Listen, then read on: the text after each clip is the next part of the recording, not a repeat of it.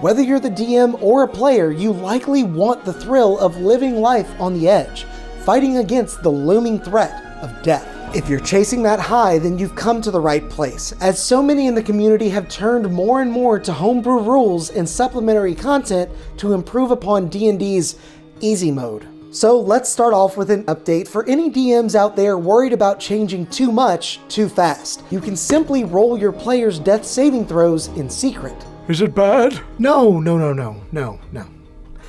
Well, I've seen many people adopting this rule lately, as it does make a lot of sense. If someone is dying on the floor after a wayward crit, nobody should really know how close they are to passing on. Therefore, players shouldn't know if their allies' 2 death saves were 2 successes or 2 failures, creating a great sense of tension as they weigh the lives of their characters against another fickle roll of the D20 behind the screen. Once you feel the intensity returning to your games from this one simple trick, you may want to try taking it a step further by only resetting death save failures during a long rest. Usually, the second a character pops back up from a near-death experience, all their death saves reset, as if nothing happened. By keeping their death saves a secret and reminding them that their failures don't reset while their successes do, falling in combat will have much more gravitas.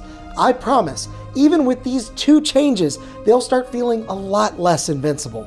You could even say that they only recover 1 death failure per long rest if you want to raise the stakes even more, though I haven't been so bold just yet. Of course, these changes can be negated by some well-timed healing before a death save is even made. To combat that, this next idea not only alters the way your players think, but it improves how a DM utilizes enemies as well. It's sort of an unspoken rule in D&D that unconscious player characters are left alone to make their death saves, but I would argue that particularly smart or monstrous enemies might just do the unthinkable and attack a character while they're down to finish them off, or just to have a little snack. When an unconscious character is attacked in this way, it's usually at advantage, and a hit is an auto crit, resulting in 2 failed death saves instantly. If that doesn't put the fear of the gods into your players' eyes, I don't know what will. Though with this tip, you'll want to keep in mind that not every enemy will think the same way. Some might opt to take care of more immediate threats first, if they're combat savvy enough. But we'll touch on this some more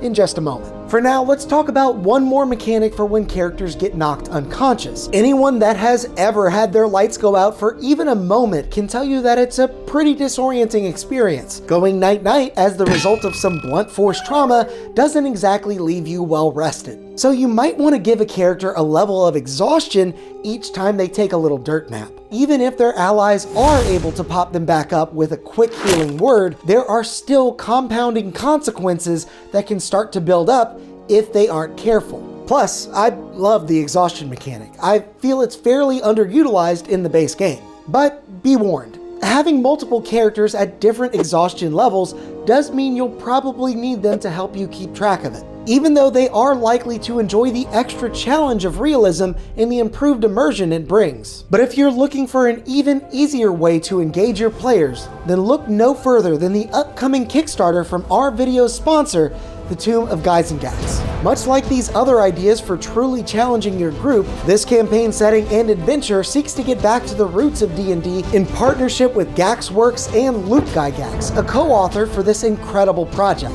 To aid in the immersion you seek, this Kickstarter includes tons of engaging handouts like maps, NPC portraits, item cards, and much more, as well as Easter eggs and celebrity appearances from D&D staples in honor of the late great Gary Gyzaengaxx himself. There's a link to their pre-launch page in the description below that'll get you $200 in extra goodies if you register now and then back their Kickstarter after it goes live on February 27th. So be sure to check it out for yourself and support our good friends in Gooey Cube.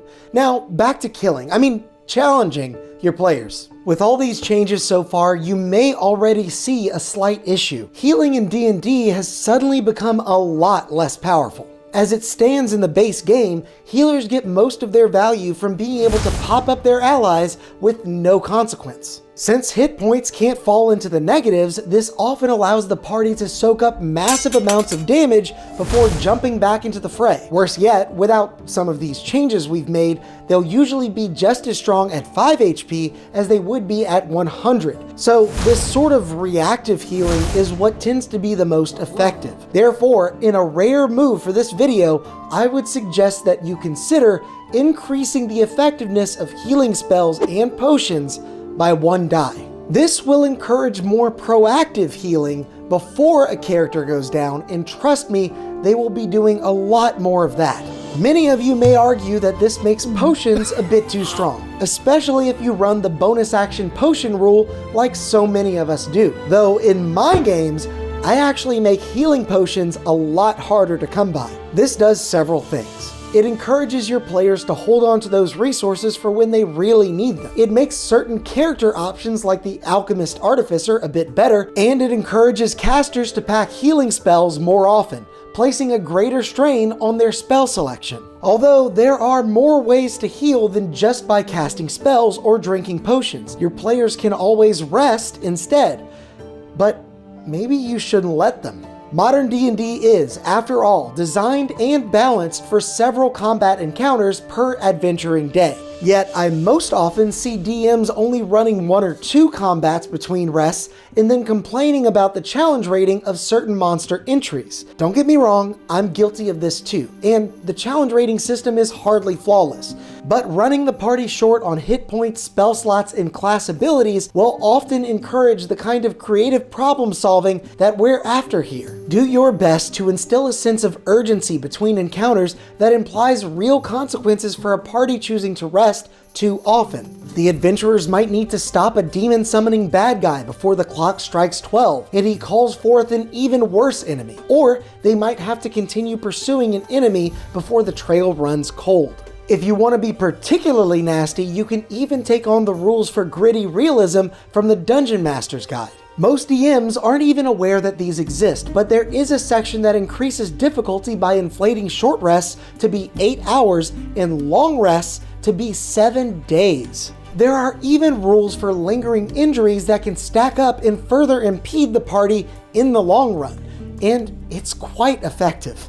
These injuries would be accrued anytime a character takes a critical hit, drops to 0 hit points, or fails a death save by 5 or more. Then that character might lose an eye and have disadvantage on perception checks, or they can have an internal injury that forces them to make a con save anytime they use an action in combat against losing that action and subsequent reactions until the start of their next turn. Death in D&D is solved by level 5 with spells like Revivify. Losing an appendage, however, that doesn't get resolved until much later. And then when they finally get to that last encounter, bleeding out with half their spells and hit points, they'll be ripe for a few knockouts, if you've planned the encounter well enough.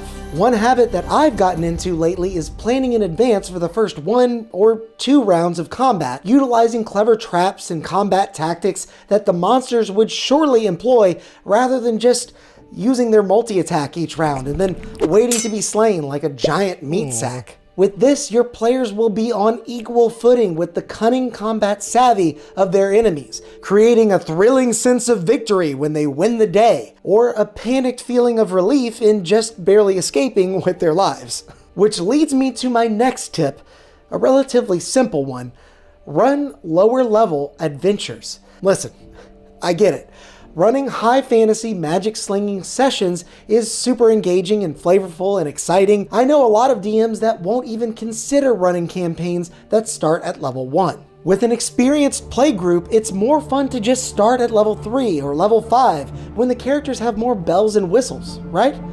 Well, here's where I disagree. I've almost always started long-running campaigns at level 1, even with experienced players, because it brings back an intensity to battles with low-level bandits and disagreements with the town guard. I put a lot of stock in that. Not much will make your character seem more vulnerable than a max of 6 HP. Sure, they won't have all their favorite spells and abilities at first, but I promise skilled players will find extremely creative uses for the ones that they do have.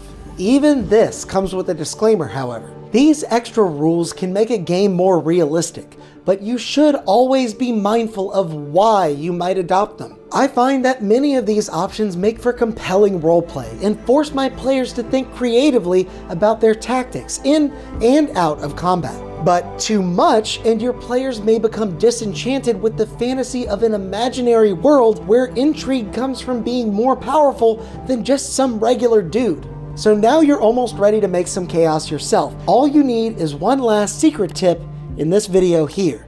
And get ready, because it's easily the best one of all.